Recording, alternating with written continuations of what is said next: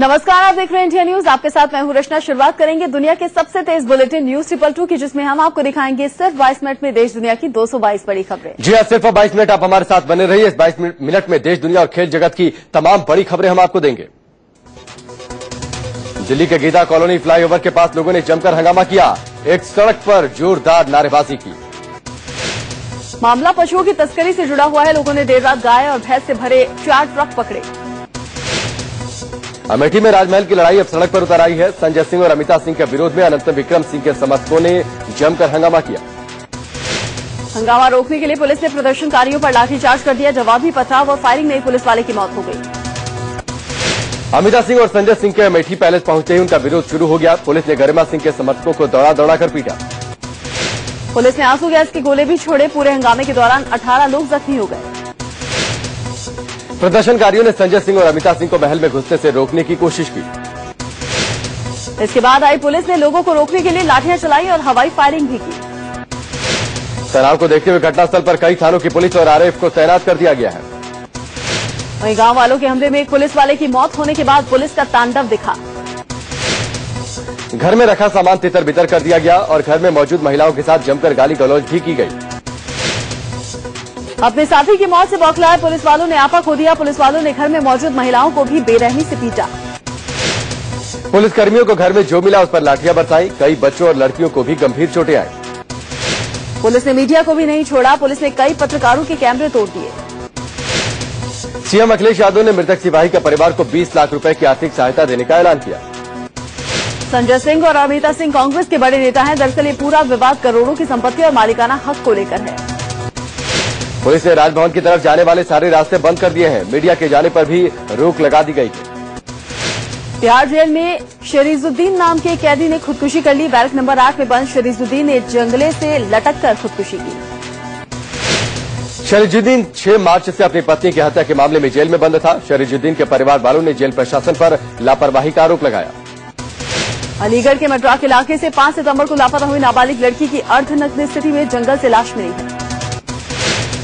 घासीपुर के जंगल में लड़की का आधा शरीर जमीन में दबाया गया था। 9वीं में पढ़ाई करने वाली लड़की सब्जी लाने घर से निकली थी। आखिरी बार उसे लड़की को गांव के ही 2 लड़कों के साथ देखा गया था। लड़की के घर वालों ने मड्राक थाने में गुमशुदगी की रिपोर्ट दर्ज करवाई थी। आशंका जताई जा रही है कि लड़की को अगवा करने के बाद उसे गैंगरेप किया गया, फिर उसकी हत्या की गई। मौके पर पहुंची पुलिस ने लाश को कब्जे में लेकर पोस्टमार्टम के लिए भेज दिया है। पूर्व प्रधान और उसके भतीजे की हत्या से पूरे इलाके में हड़कंप मच गया। हत्या के पीछे सियासी रंजिश भी वजह बताई जा रही है। यूपी के गोंडा में पावर प्लांट के इंजीनियर की पत्नी की हत्या से इलाके में दहशत का माहौल है। इंजीनियर की पत्नी की हत्या का शक पावर प्लांट के डिप्टी मैनेजर पर जताया जा रहा है। लखनऊ के बाद साबरमती एक्सप्रेस में आर्मी के एक सिपाही से लूट का मामला सामने आया है। ट्रेन लखनऊ से जैसे ही आगे बढ़ी 3 लुटेरों ने सिपाही पर हमला बोल दिया। लुटेरों ने मारपीट कर सिपाही से कैश और एटीएम कार्ड लूट लिया। दिल्ली से पटना जा रही नॉर्थ ईस्ट एक्सप्रेस के यात्रियों ने कानपुर सेंट्रल स्टेशन पर जमकर हंगामा किया।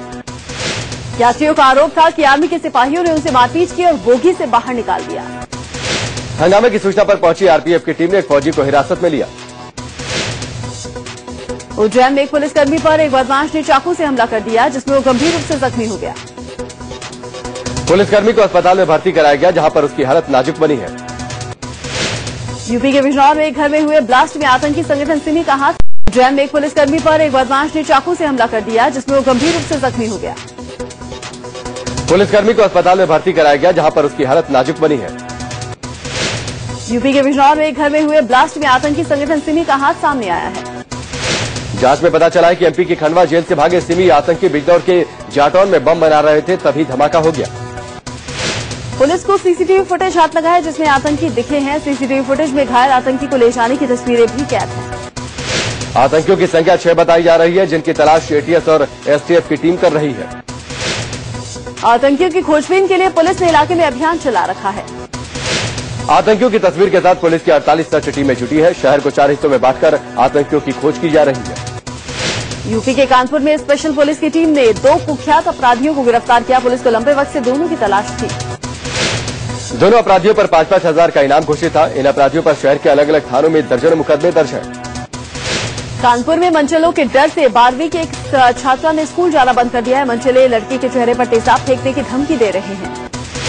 मामला कानपुर के काकादेव का है। यहाँ पर 8 से 10 लड़के 12वीं की छात्रा को कई दिनों से छेड़ रहे थे। लड़की के परिजनों ने मनचलों की शिकायत थाने में की, लेकिन पुलिस ने मामूली धाराओं में मामला दर्ज किया, जिससे मनचलों पर उचित कार्रवाई नहीं हुई। गाजियाबाद में ट्रैफिक एससीपी ने अपनी ही पत्नी का चालान काट दिया। मामला चौधरी मोड़ का है, जहां चेकिंग के लिए ट्रैफिक एचसीपी मधुसूदन की तैनाती है। यहीं पर मधुसूदन ने अपनी पत्नी का चालान काटा।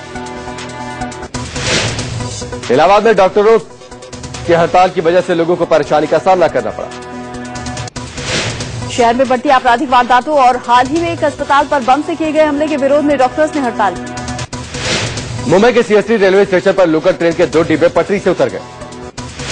हादसे के बाद प्लेटफॉर्म नंबर 1 पर 2 पर ट्रेनों की आवाजाही बंद कर दी गई। गनीमत रही कि इस हादसे में कोई हताहत नहीं हुआ। 7 साल में पहली बार डीजल के दाम घट सकते हैं, पेट्रोल भी सस्ता हो सकता है। तेल कंपनियों की आज समीक्षा बैठक है, जिस पर पेट्रोल डीजल की कीमत घटाने का फैसला लिया जा सकता है। पेट्रोल की कीमत 1 रुपए प्रति लीटर तक घट सकती है। जम्मू कश्मीर में मौसम साफ होने के बाद दोबारा से राहत और बचाव अभियान बहाल हो गया है। कश्मीर घाटी में रविवार तड़के आई बारिश की वजह से इसमें बाधा पड़ी थी। कश्मीर में अब तक 1,90,000 लोगों को सेना और एनडीआरएफ की टीम ने रेस्क्यू किया है। अभी भी लाखों लोग बाढ़ में फंसे हैं। जम्मू कश्मीर में आई बाढ़ से महामारी का खतरा भी मंडराने लगा है। जम्मू कश्मीर सरकार ने केंद्र सरकार से तत्काल दवाइयां और 300 डॉक्टर्स की टीम भेजने की मांग की है। केंद्रीय स्वास्थ्य मंत्री डॉक्टर हर्षवर्धन ने इस मामले में राज्य सरकार को हर संभव मदद देने की बात कही। वहीं उद्योग मंडल एसोसिएशन के अनुमान के मुताबिक जम्मू कश्मीर में भारी बाढ़ की वजह से राज्य की अर्थव्यवस्था को तकरीबन 5,700 करोड़ रुपए का नुकसान हुआ है। बाढ़ की वजह से व्यापार, होटल, रेस्तरां, बागवानी और हस्तशिल्प उद्योग को भारी नुकसान पहुंचा है। श्रीनगर के कई इलाकों में अभी भी हजारों लोग बाढ़ के बीच घरों में फंसे हुए हैं। सेना का रेस्क्यू ऑपरेशन जारी है। जवान घरों में फंसे लोगों को पानी और खाने का सामान पहुंचा रहे हैं। घरों के बाहर 8 से 10 फीट तक पानी भरा हुआ है। श्रीनगर में बाढ़ के बीच घरों में फंसे कई लोगों को सेना के जवानों ने खिड़कियों से बाहर निकालकर सुरक्षित जगहों पर पहुंचाया। श्रीनगर के एक इलाके में कुछ लोग बाढ़ से घिरे घर में भूख से बेहाल थे, जिन पर अचानक रेस्क्यू टीम की नजर पड़ी। जवानों ने सीढ़ी लगाकर इन लोगों तक पानी और खाने पीने का सामान पहुंचाया। जम्मू कश्मीर में फंसे केरल के कई पर्यटक सुरक्षित वापस लौट आए हैं। दिल्ली एयरपोर्ट पहुंचने पर इन सैलानियों ने खुशी का इजहार किया। दिल्ली बीजेपी ने राहत सामग्री से भरे ट्रकों को जम्मू कश्मीर के लिए रवाना किया। इन ट्रकों में बाढ़ पीड़ितों के लिए खाने पीने का सामान और दवाइयां हैं। जम्मू कश्मीर के बाढ़ पीड़ितों की मदद के लिए दिल्ली में जेएमआई स्टूडेंट यूनियन ने राहत कैंप लगाकर लोगों से दवाइयां, कंबल, गर्म कपड़े देने की अपील की। आतंकी हाफिज सईद पाकिस्तान में खुलेआम घूम रहा है। पाक अधिकृत कश्मीर में बाढ़ पीड़ितों को राहत सामग्री बांटते हुए उसकी तस्वीरें सामने आई हैं। इससे पहले भी वो भारतीय सीमा के पास देखा जा चुका है। पीएम नरेंद्र मोदी ने जम्मू कश्मीर में आई तबाही की वजह से अपना जन्मदिन मनाने से इनकार कर दिया। पीएम मोदी ने समर्थकों से भी जश्न नहीं मनाने की गुजारिश की है। पीएम ने ट्वीट किया कि 17 तारीख को चीन के राष्ट्रपति गुजरात में होंगे। उनका भव्य स्वागत किया जाएगा, लेकिन उस दिन जन्मदिन नहीं मनाया जाएगा। पीएम ने लोगों से उनका जन्मदिन मनाने के बजाय जम्मू कश्मीर में चल रहे राहत कार्यों में मदद करने की अपील की है। जम्मू कश्मीर में आई बाढ़ को राष्ट्रीय आपदा घोषित करने वाली याचिका पर आज सुप्रीम कोर्ट में सुनवाई होगी। याचिका में कहा गया है कि केंद्र और राज्य सरकार को कोर्ट निर्देश दे कि वो इसे राष्ट्रीय आपदा घोषित करे। इसके अलावा बाढ़ प्रभावित लोगों तक जल्द से जल्द राहत सामग्री और मदद पहुंचाने की बात भी कही गई है। बीजेपी नेता सुब्रमण्यम स्वामी ने जम्मू कश्मीर से धारा 370 हटाने और राष्ट्रपति शासन लगाने की मांग की। चीन के राष्ट्रपति शी जिनपिंग की भारत यात्रा से पहले चीन की सेना ने फिर भारतीय सीमा में घुसपैठ की है। चीनी सैनिक लद्दाख में 500 मीटर अंदर तक घुस आए। घुसपैठ की घटना 11 सितंबर की है। चीन के राष्ट्रपति शी जिनपिंग 17 सितंबर को भारत की 3 दिवसीय यात्रा पर आ रहे हैं। महाराष्ट्र में शिवसेना बीजेपी के 25 साल के गठबंधन पर तलवार लटकने लगी है। सीटों को लेकर दोनों पार्टियों में गतिरोध बरकरार है। आलम यह है कि बीजेपी के साथ सीटों पर तालमेल के लिए होने वाली बैठक को शिवसेना ने रद्द कर दिया। सूत्रों से खबर है कि शिवसेना अकेले ही विधानसभा चुनाव लड़ने की सोच रही है और ऐसे में बीजेपी से गठबंधन टूटने का अंदेशा जताया जाने लगा है। शिवसेना प्रमुख उद्धव ठाकरे पहले ही कह चुके हैं कि बीजेपी को ज्यादा सीटों का लालच छोड़ना होगा। बीजेपी शिवसेना के बीच में मुख्यमंत्री पद को लेकर भी तकरार है। उद्धव ठाकरे ने पहले ही खुद को सीएम के तौर पर प्रोजेक्ट किया है। इसके पहले शिवसेना कह चुकी है कि सीएम तो शिवसेना का ही होगा। शिवसेना सीएम पद का दावा कर रही है, लेकिन बीजेपी नेता एकनाथ खड़से ने कहा है कि जिस पार्टी की ज्यादा सीटें आएंगी उसका ही मुख्यमंत्री होगा। बीजेपी शिवसेना विवाद पर राजीव प्रताप रूडी ने सफाई दी। उन्होंने कहा कि सीटों के बंटवारे को लेकर कोई विवाद नहीं। रूडी ने कहा कि क्षेत्रीय पार्टियों के साथ सीट बंटवारे पर बात चल रही है, साथ ही 2 से 3 दिन में सीट बंटवारे का ऐलान कर दिया जाएगा। शिवसेना के मुखपत्र सामना में पीएम नरेंद्र मोदी पर जमकर निशाना भी साधा गया। संपादक संजय राउत ने लिखा है कि मोदी की लोकप्रियता फेल हो गई है। ये भी लिखा गया कि महाराष्ट्र में मोदी की कोई लहर नहीं चलने वाली है। नरेंद्र मोदी पर की गई टिप्पणी से बीजेपी कार्यकर्ता शिवसेना से नाराज है। पार्टी कार्यकर्ता चाहते हैं कि महाराष्ट्र विधानसभा चुनाव बीजेपी अकेले लड़े। महाराष्ट्र में बीजेपी और शिवसेना मिलकर चुनाव लड़ेंगे या नहीं, इस पर सस्पेंस पर से आज पर्दा हट सकता है। शिवसेना अध्यक्ष उद्धव ठाकरे की आज सुबह 11:45 पर पीसी है, जिसमें वो गठबंधन को लेकर खुलासा कर सकते हैं। महाराष्ट्र में कांग्रेस और एनसीपी के बीच सीटों को लेकर गतिरोध जारी है। आखिरी फैसला एनसीपी सुप्रीमो शरद पवार और कांग्रेस अध्यक्ष सोनिया गांधी के साथ होने वाली बैठक में हो सकता है।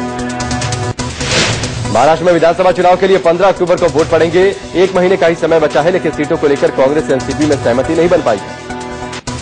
महाराष्ट्र की 288 सीटों में से 144 सीटों पर एनसीपी दावा कर रही है। पहले खबर थी कि कांग्रेस 124 सीटें देने को तैयार है।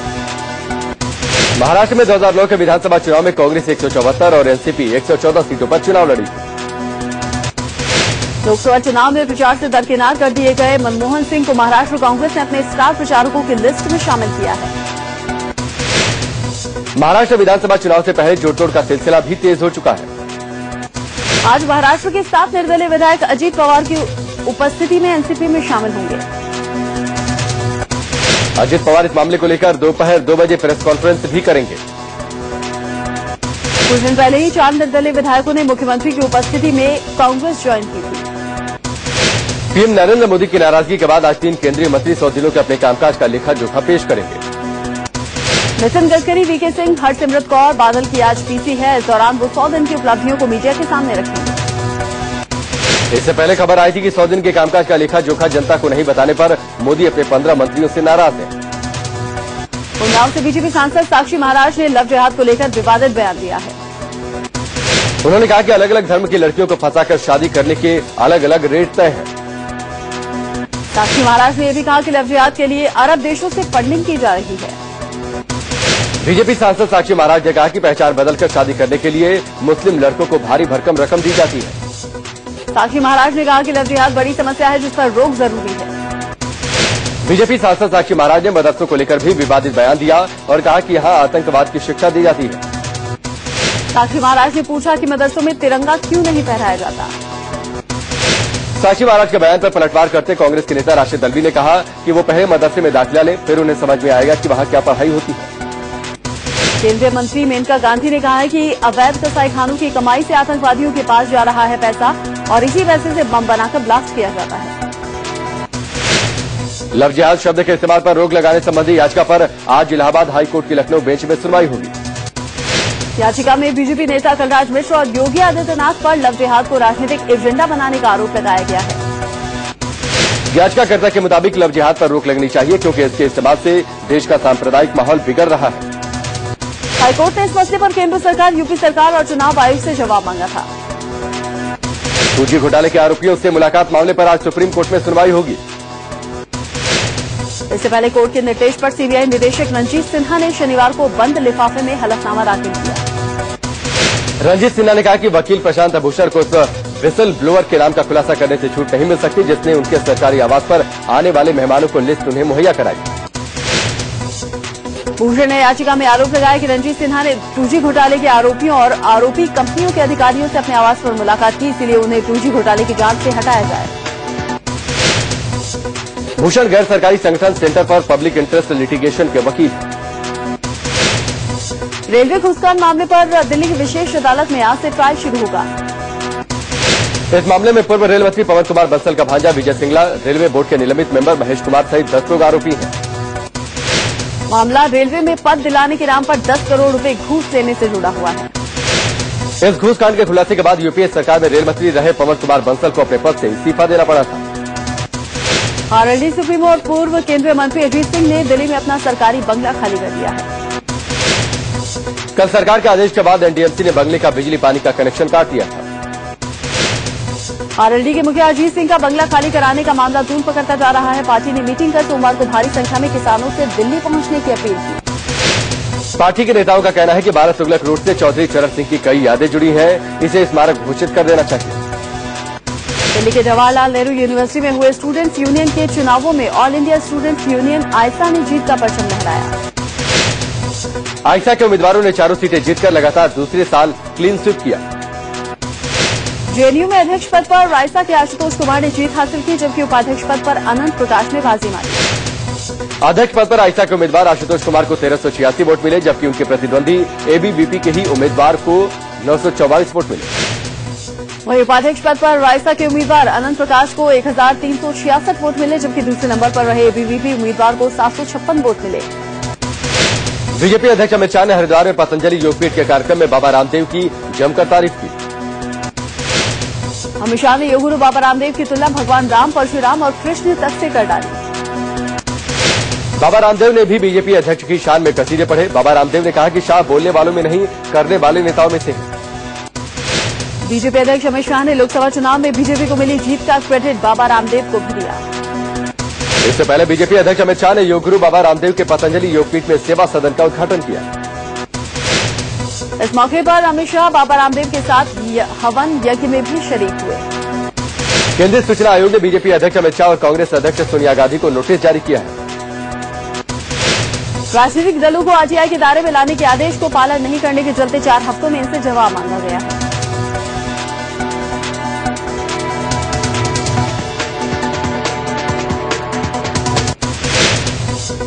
दरअसल सूचना आयोग ने राष्ट्रीय पार्टियों BJP, Congress, NCP, CPI, CPM और बीएसपी को पब्लिक अथॉरिटी माना था। सूचना आयोग ने कहा था कि पार्टियां आरटीआई के दायरे में आती हैं, लेकिन इन दलों ने सूचना आयोग के निर्देश का पालन ही नहीं किया।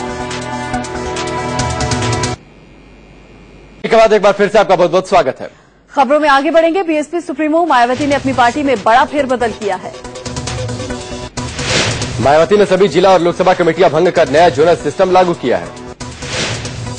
गोरखपुर से बीजेपी सांसद योगी आदित्यनाथ आधिकारिक तौर पर गोरखनाथ मठ के महंत बन गए हैं।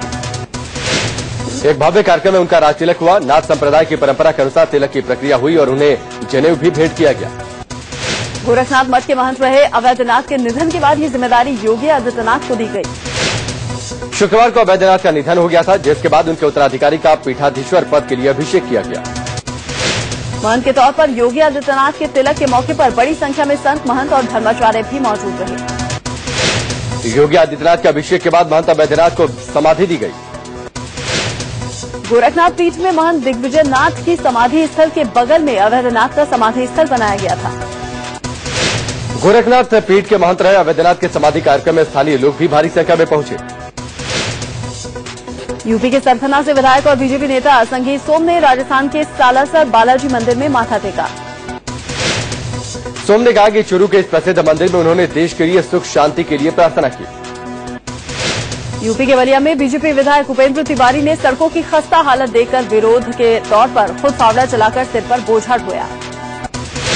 विधायक उपेंद्र तिवारी ने कैबिनेट मंत्री अंबिका चौधरी पर क्षेत्र की अनदेखी का आरोप लगाया।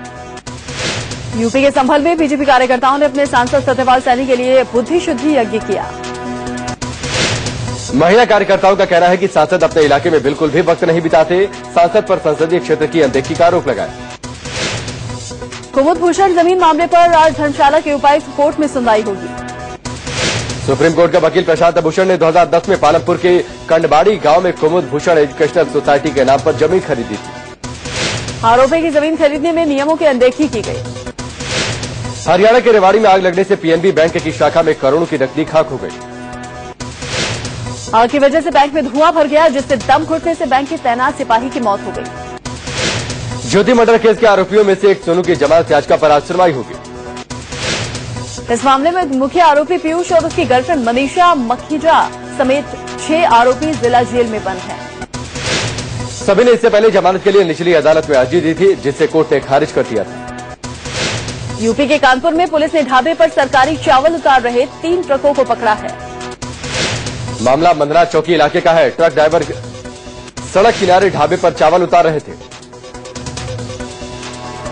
पुलिस ने तीनों लोगों को जब्त कर लिया है, साथ ही ढाबा संचालक को हिरासत में ले लिया है। यूपी के बांदा में अवैध खनन इस समय चरम पर है। रात के 10 बजते ही अवैध खनन में लगे दर्जनों ट्रैक्टर बालू की ढुलाई में लग जाते हैं। पुलिस की नाक के नीचे चल रहे अवैध खनन में कोतवाली पुलिस की मिलीभगत बताई जा रही है। बिहार के दरभंगा में एक नामी डॉक्टर पर महिला की किडनी निकालकर बेचने का आरोप लगा है। महिला के बेटे के मुताबिक डॉक्टर ने बताया कि महिला की किडनी खराब है, यही कहकर डॉक्टर ने किडनी निकाल ली।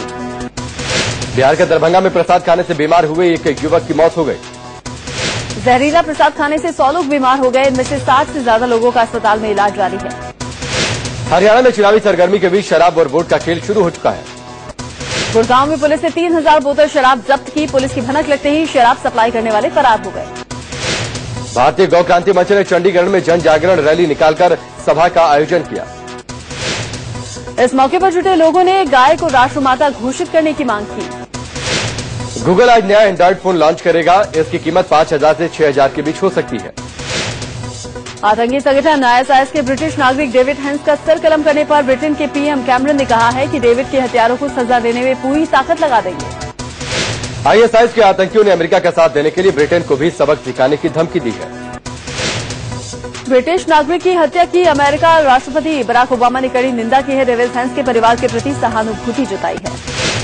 इसराइल के PM बेंजामिन नेतन्याहू ने कहा कि हमास, अलकायदा, बोको हरम और हिजबुल्लाह संगठनों की एक ही विचारधारा है। बांग्लादेश के नेता विपक्ष खालिदा जिया के खिलाफ सुप्रीम कोर्ट ने भ्रष्टाचार के मामले में केस चलाने की मंजूरी दे दी है। पाकिस्तान की कोर्ट ने नवाज शरीफ सरकार के खिलाफ विरोध प्रदर्शन कर रहे इमरान खान और कादरी के समर्थकों को रिहा करने के आदेश दिए। पाकिस्तान कोर्ट के आदेश के बाद इमरान खान और तारिक कादरी के करीब 100 से ज्यादा प्रदर्शनकारी जेल से रिहा होंगे। बेल्जियम में एक स्पोर्ट्स कार रेसिंग के दौरान फिल्मी अंदाज में पलट गई। रेसिंग के ट्रैक पर टर्न आते ही ड्राइवर का संतुलन बिगड़ गया।